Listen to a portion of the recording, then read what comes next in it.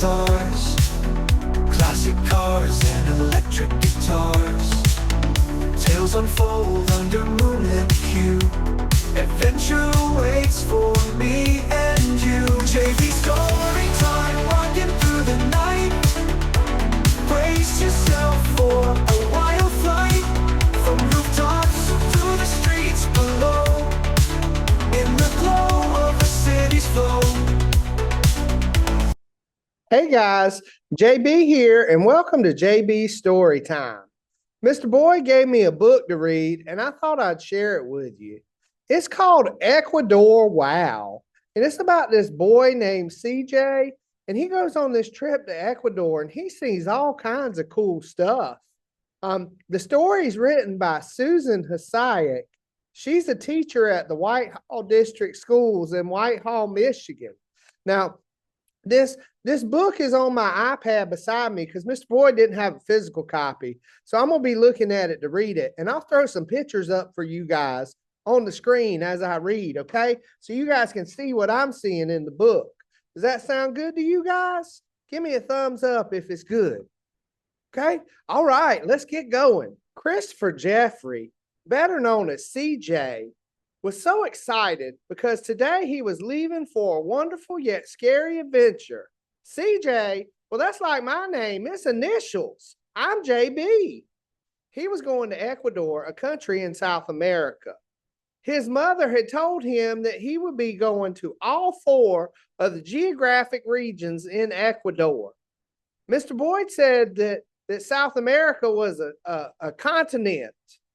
A continent. He said that's what it's called.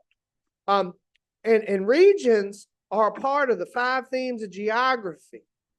Ecuador has 4 regions: the Galapagos Islands, the Costa along the Pacific coast, the Sierra in the Andes Mountains, and the Orienta in the Amazon rainforest. CJ had seen a National Geographic special on the rainforest, and he knew that there were many scary animals in the Amazon. Even big snakes. JB don't like snakes. Snakes are scary. CJ's mother had told him not to worry. He would be safe because they would have a guide. Hey guys, look, there's this cool map right up here, right above me. That's what Ecuador looks like, and it shows the regions on it.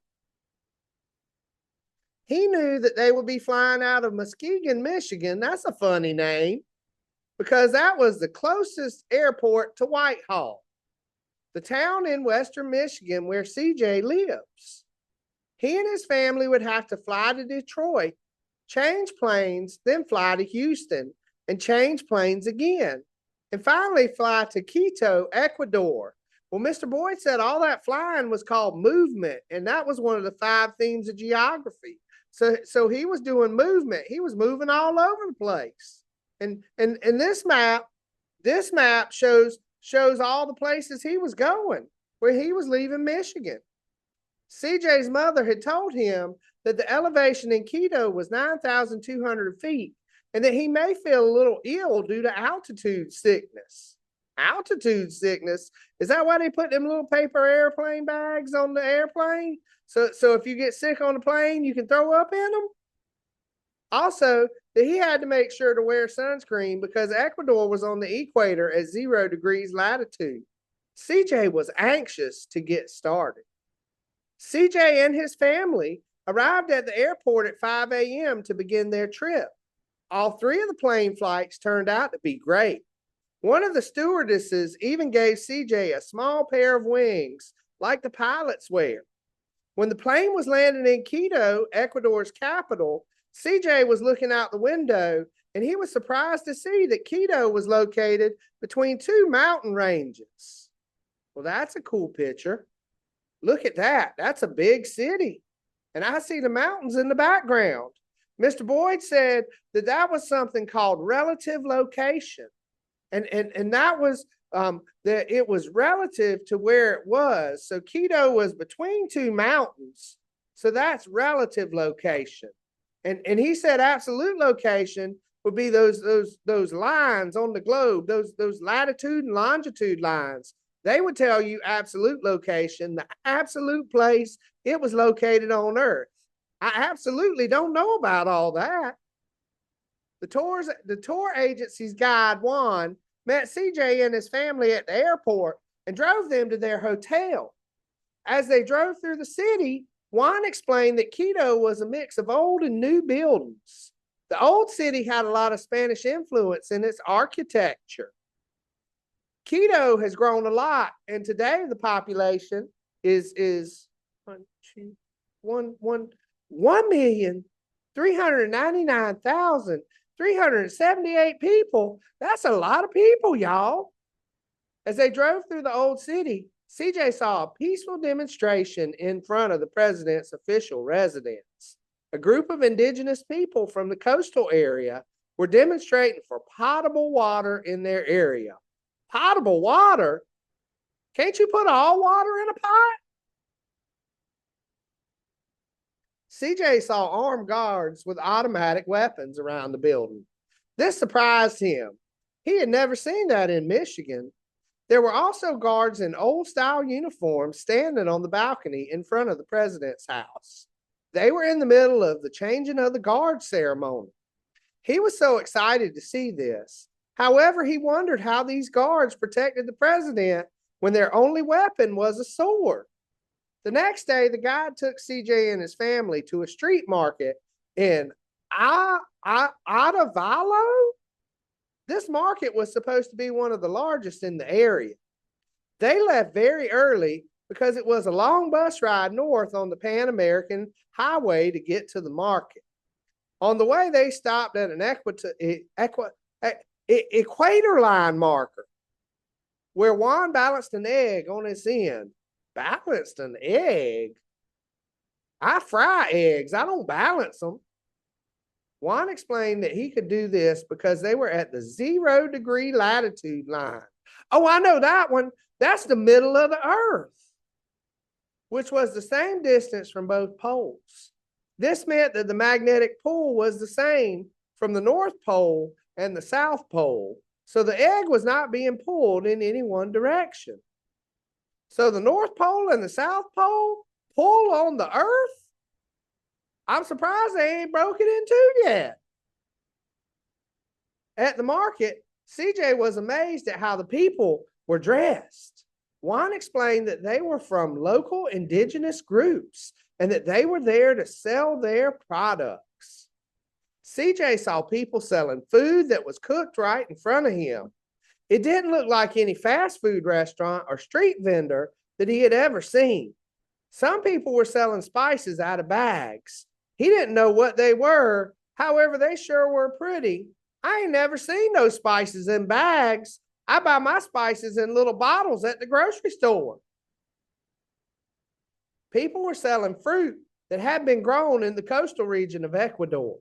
Also, they were selling vegetable and legumes. What's a legume? That's a weird word.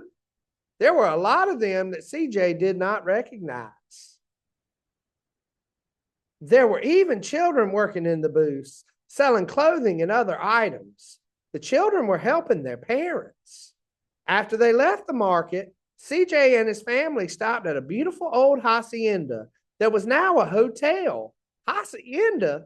That's a funny word. Juan ordered Quee. Quee? Quee, quee. Sounds like a bird for dinner. CJ was amazed when he saw it. Quee was guinea pig. Who's guinea pigs? They're pets. CJ couldn't believe it, and he wanted to cry. His classroom had a guinea pig as a class pet. Juan explained that Quee was a special dish eaten in Ecuador. CJ refused to try it. I wouldn't eat guinea pig either. That sounds gross. Y'all look, here's a picture of it. It looks like a little chicken. That's weird, man. During lunch, CJ and the other diners were entertained by a local dance group. The dances were traditional Spanish folk dances. After dinner, Juan took CJ and his family walking in the mountains. I went to dinner and a show once, It was at that place called Medieval Times, and they were riding horses and they were fighting. It was pretty cool. We had to eat with our hands and everything. There they saw a beautiful waterfall, valleys, and people washing clothes in the rivers. Juan explained that people didn't have running water in their homes like CJ did back in Michigan. So the people used the rivers and streams to bathe and to wash their clothes. They took baths in the river? Wow, that's different. I wouldn't want to get naked in front of all those people. That's crazy, man. In the village of Pagucha? Yeah, I think that's right. CJ saw a festival at the local church. It was the festival of San Pedro and San Pablo. People were wearing masks and were colorfully dressed. CJ enjoyed the festival. On CJ's third day in Ecuador, he visited, oh, this is a big word. It's funny looking. Cotacachi, which is known for its leather goods. He also visited a rose farm. He had never seen so many rose bushes. CJ learned that the roses grown at this farm were sold in the United States. The rose farm grows roses of many different colors.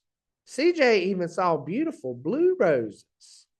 He learned that to get the different colors, the growers put dye in the water at the roots of the plants.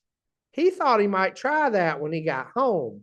Well, that's pretty cool. I didn't know that's how they got different color roses. I thought they just grew that way and little fairies painted them or something. On Thursday, his fourth day in Ecuador, CJ and his family boarded an airplane for the Galapagos Islands.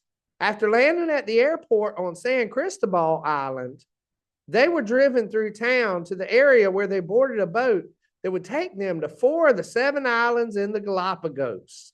I know what the Galapagos is. That's where them giant tortoises come from. Those things are so big you could ride on them. CJ was amazed by what he saw. He had seen many specials on the Galapagos Islands, and they never mentioned that people lived on any of the islands. He thought that only animals lived in the Galapagos. Juan explained that there were about 30,000 people living on the Galapagos Islands. In 1998, the Ecuadorian government put limits on the number of people living there. The government is worried about the fragile ecosystem on the islands. The government has also limited the number of visitors that can visit the islands each year. Mr. Boyd said that's because they were worried about human-environment interaction, and they didn't want the humans to interact with the environment and cause the animals to get hurt or to die out. That wouldn't be a good thing because I like them giant turtles. The first trip CJ took was to a beach where he saw many sea lions. He was able to go snorkeling near them.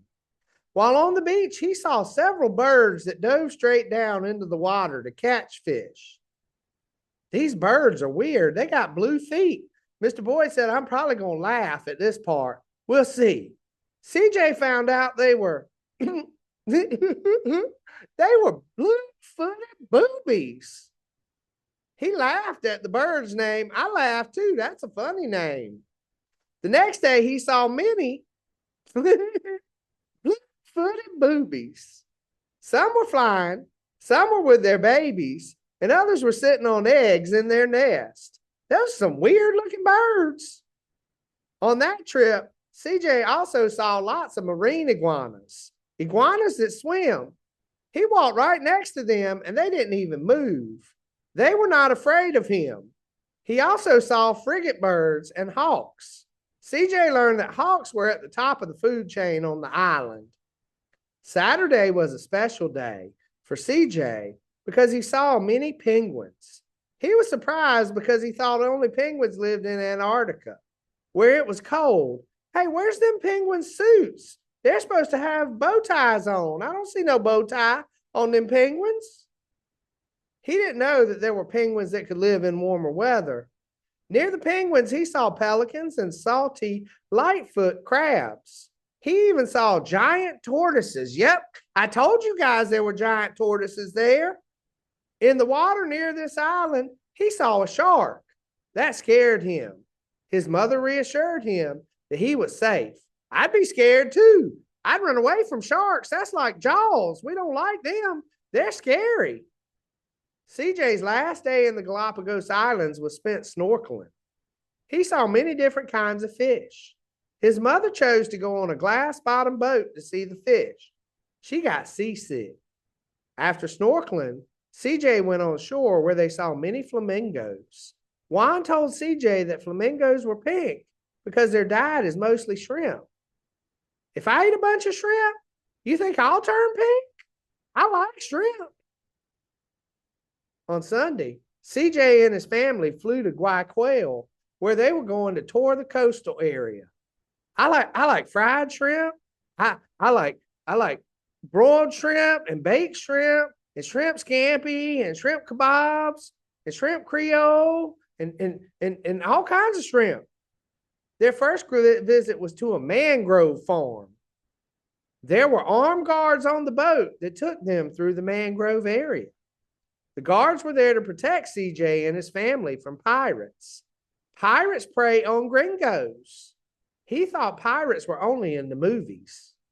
However, he felt safer having the guards with them. After his boat trip, CJ saw men pulling crabs out of the ground under the trees. The men had to stick their arm into a hole up to their shoulder. Crabs live in holes under the mangrove trees. I wonder if they were able to pull the crabs out because they were stuck to their fingers in the holes, and they pulled them out and were like, ow, ow, get off, get off. In other areas of the mangrove farm, the owners had a shrimp farm and a tilapia fish farm. The owners also grew bananas and cocoa. I call it cocoa. That's made into chocolate. In another area of the farm, CJ was thrilled to see these fruits growing on trees. CJ lives in a fruit growing region of Michigan. However, bananas and cocoa won't grow there because it gets too cold.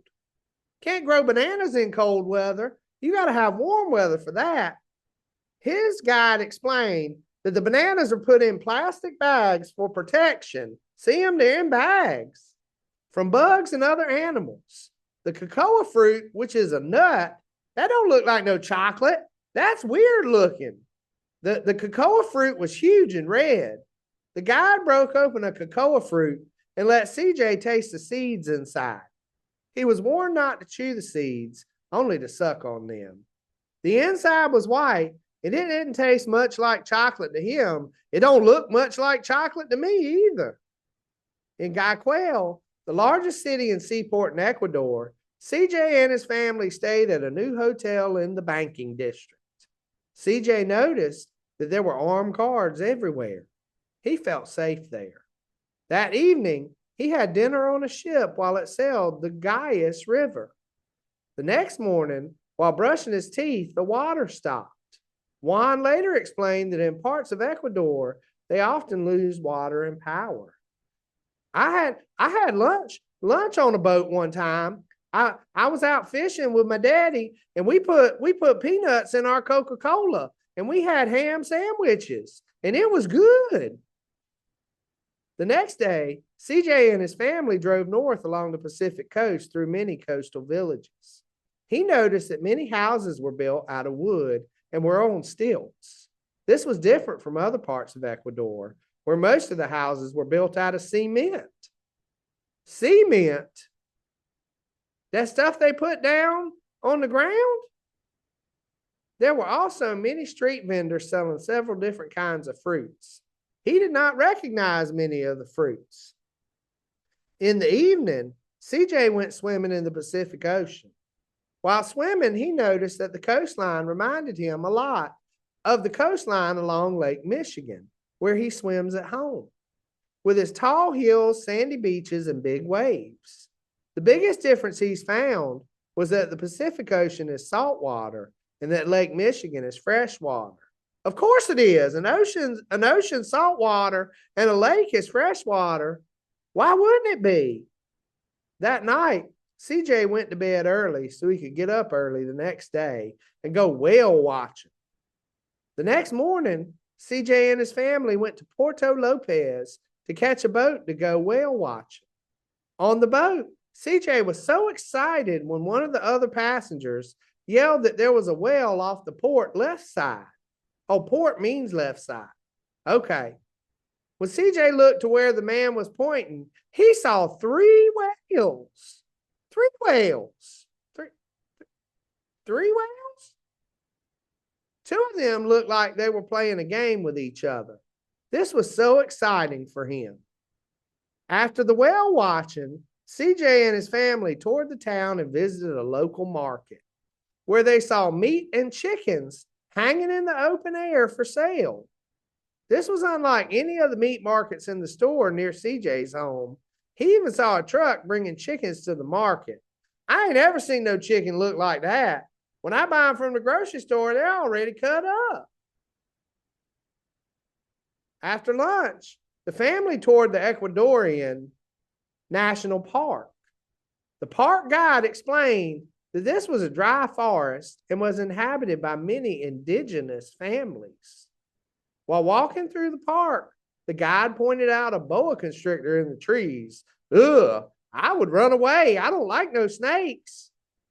CJ was surprised because he was not scared of the snake. What's wrong with CJ? He's crazy, man. The guide pointed out a sign that hung in the tree. It was in both Spanish and English.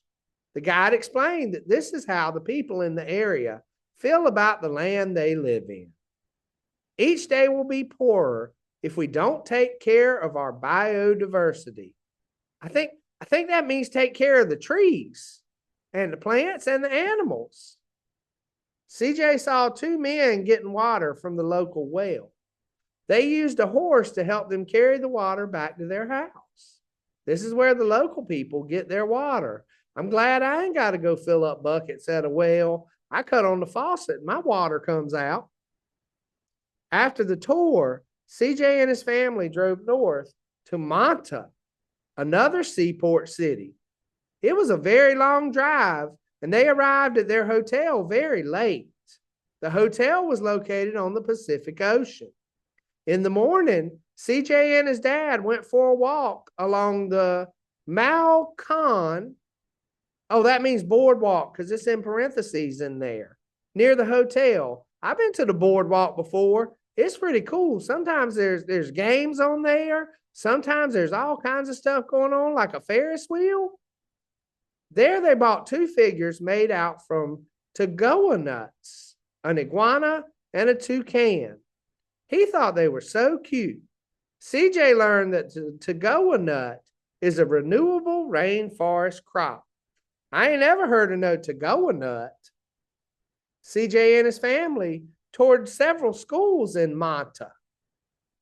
His mother is a teacher, and she had asked the guide to arrange that for them. They visited several public schools in the poorer sections of Manta. CJ's mother couldn't believe what she saw.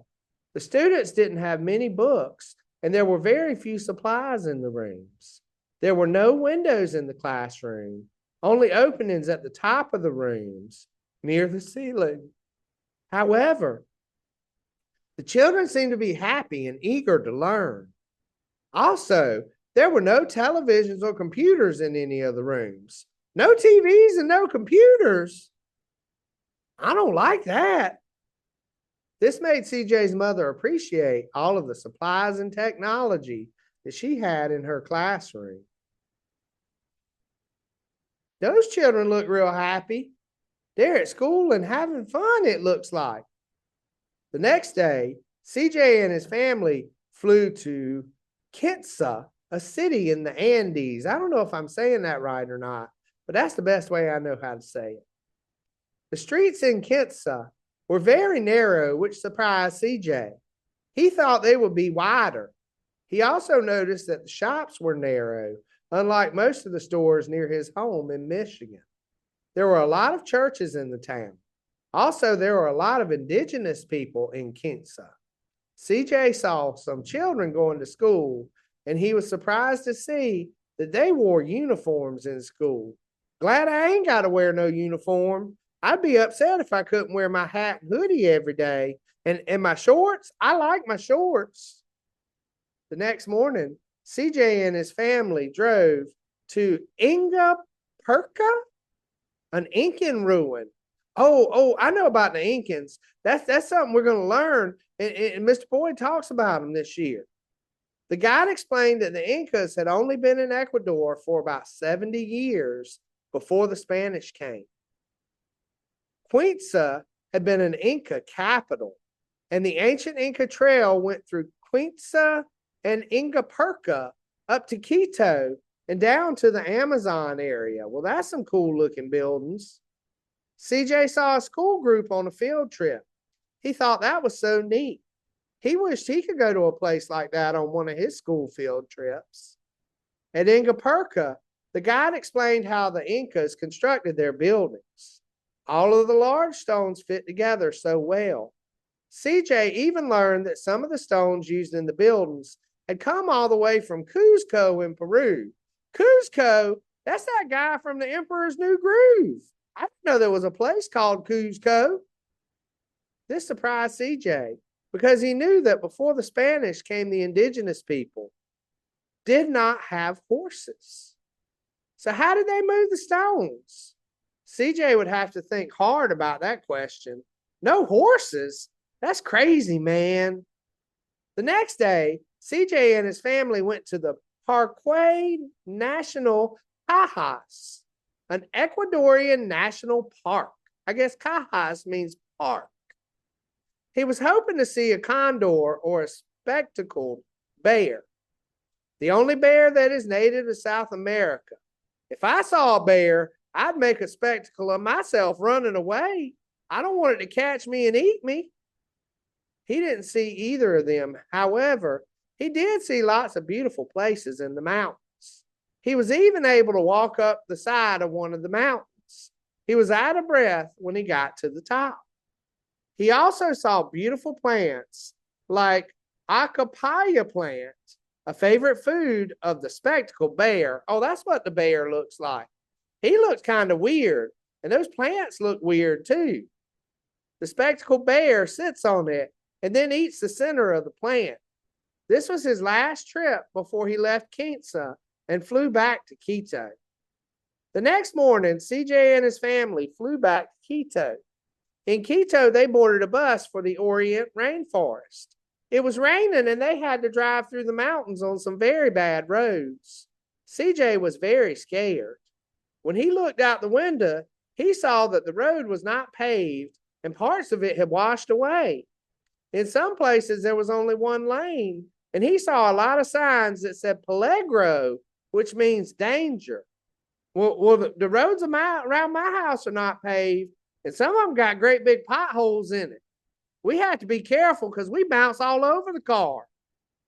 During that trip, they had to drive through a cloud forest, which when CJ looked out the window, he could see the clouds below him. He had never heard of a cloud forest before this trip. Finally, they arrived in the upper Amazon at the Napo River, where they boarded a canoe for the ride to their hotel. On the way to his room, CJ saw a centipede, and his dad told him not to touch it. The next morning, CJ was off on his first adventure in the rainforest. He better have a raincoat, because I bet it rains in the rainforest. The guide, a Kisa Indian, I think that's right. I'm not sure if that's right, but that's what it looks like. Kisa Kwahawa Indian told everyone not to touch anything and to stay right behind him. It was hot, humid, and muddy in the rainforest. CJ had to wear boots because it was so muddy. The mud made the path slippery, and CJ reached out and grabbed a tree so he wouldn't fall. It was then that he remembered the guide's warning. It was too late. CJ had a small puncture wound on his hand from a thorn growing on the tree. The guide cleaned his hand and put the sap from a leaf called dragon's blood on his finger to help heal the wound. Dragon's blood? I didn't know dragons lived in South America. The translator said that the indigenous people use a lot of plants that grow in the rainforest as medicines. I didn't know you could use plants as medicines. That's pretty cool, man. CJ was disappointed because he didn't see any animals. He heard them, but he didn't see them. All of the National Geographic specials that he had watched showed animals everywhere in the Amazon rainforest. When the group returned to the hotel, the guide offered to take CJ and his family to meet a Queche family. CJ watched the father demonstrate how to shoot blow darts. CJ's mom and dad tried quiche, a drink made by the Quechua woman. CJ enjoyed his visit. CJ knew he would be leaving the next morning to return to Quito. He wasn't looking forward to the return trip. He was hoping that the roads would be better. They weren't. After CJ and his family returned to Quito, they went on another tour of the city. Before they went to the airport to catch their flight home, they did a lot of stuff on this trip. CJ saw mothers and children selling goods in the street to passing motorists.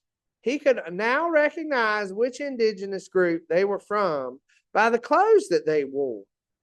He was saddened by the fact that young children were on the street working. He wondered why they weren't in school. CJ learned that there was a law that children had to go to school through 8th grade. However, the law was not enforced, and many children had to work to help support their families. He was sure glad that he didn't have to work. On the way to the airport, CJ got his last look at Cotopaxi, an active volcano that is near Quito. Active volcano? That means it's full of lava and it might explode. He and his family were sorry to be leaving Ecuador. Their trip had been wonderful and they would always remember it. CJ couldn't wait until school started so he could tell all his friends about Ecuador. The only way he could think of to describe his trip was, Ecuador? Wow! That's a really cool story, guys. Thank you for listening to me. I hope you liked it. And I learned a lot about Ecuador from that. That was really weird. But we'll see you guys next time. Bye.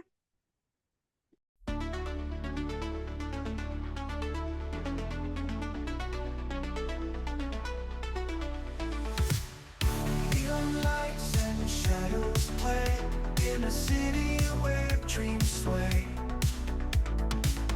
JB stories come alive in a time when heroes thrive. Skies are lit with endless stars, classic cars and electric guitars. Tales unfold under moonlit hue. Adventure waits for me and you. JB Storytime, walking through the night. Brace yourself for a wild flight, from rooftops to the streets below, in the glow of a city's flow. Mystery in every alleyway, courage lights the darkest day. Every tale a brand new page, step into the neon stage. Rebel heart